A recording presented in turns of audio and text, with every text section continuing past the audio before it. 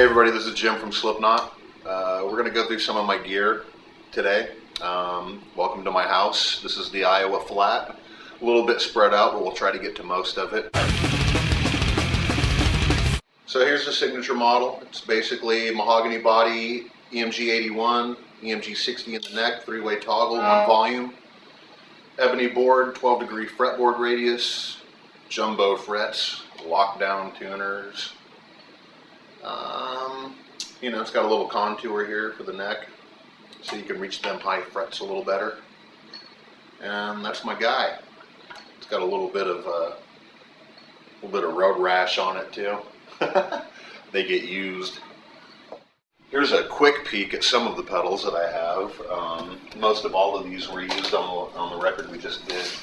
And if they're not in this box, they're going to be in my racks, which we'll get to later.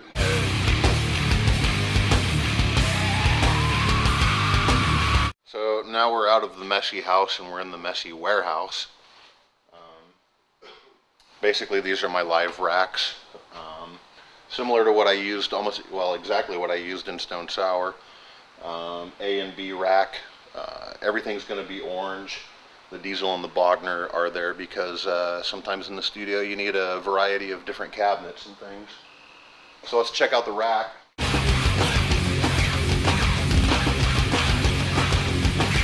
This is the A rack, and it's still going through kind of a morphing process.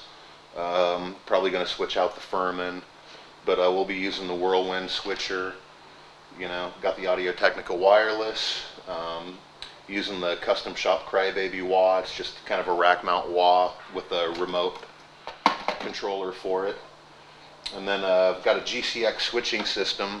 It's kind of like a MIDI switcher for all my analog pedals that I use. These are some of the ones that I used in the studio, so they're just kind of tentatively in here for now until we do pre-production for the live stuff to figure out exactly what I'll be using. Most likely it'll probably just be a chorus pedal or something, or a phaser. I got the orange rocker verbs running. Live, usually one of the heads will be running 2 of the speaker cabinets, and then one of the other heads will run an ISO cab. ISO cab goes to the monitoring system and out to front of house. The B rack is essentially the same thing as the A rack.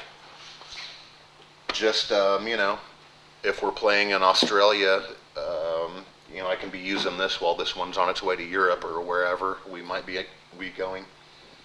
Same setup, GCX switching system, remote controllers for the wah pedals. Same exact setup, times 2.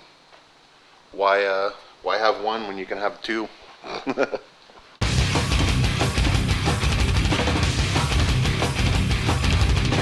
Hey, how's it going? It's Mick from Slipknot.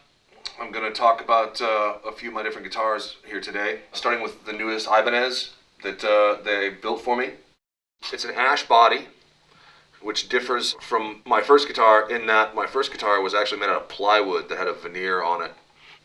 I have a rosewood fingerboard, which differs from most of my my custom Ibanez, and it differs from my production MTM1s. It gives it a little more open, sort of airy kind of sound. It lacks the density that Ebony has. The neck they made for me is from 2 different pieces of quarter sawn Eastern hardwood maple, and then with a Babinga stripe running down the middle. Babinga is extremely dense. The bridge is a string-through fixed bridge. Ibanez called the tight end.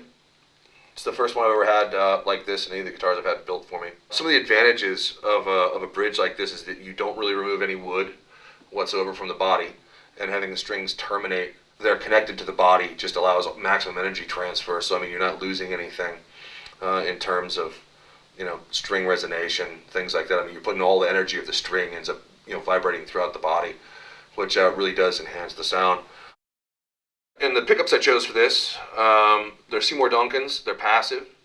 And the bridge is just a JB, which has been around for a long time, but sounds perfect with this combination of not only wood but tuning. It's a 9 to 42 tuned to E. In the neck is a classic stack, which is a stacked humbucker in a single coil space. It sounds very, very single coil authentic. A lot of people hearing it would probably never know that it was humbucking, but in fact, when you play it with high gain, you don't have any of those problems with the 60 cycle hum that you will absolutely have with a traditional single coil. So this is my Ovation model. In working with them, I didn't want like your normal acoustic. There's already a million of those out there. I've always played acoustic guitar from an electric approach. So one thing I talked to Ovation about was getting a guitar that someone from an electric point of view or from a more lead point of view would be more comfortable playing and have the ability to have access to all of your frets without having to give up all that sound that most cutaway acoustic guitars make you give up. Another thing that I addressed with Ovation was electric players, myself in particular, tend to like a wider, flatter fingerboard and a thinner neck, which wasn't always available on acoustics, typically not available on acoustics. So we did a couple different neck profiles and came to something that I liked a lot. So it's not just an acoustic with my paint job on it. It's got jumbo frets, a wider, flatter neck like I use with my Ibanez, and it's much more playable. But like I said, without sacrificing the bottom end that you typically have to sacrifice with a cutaway acoustic.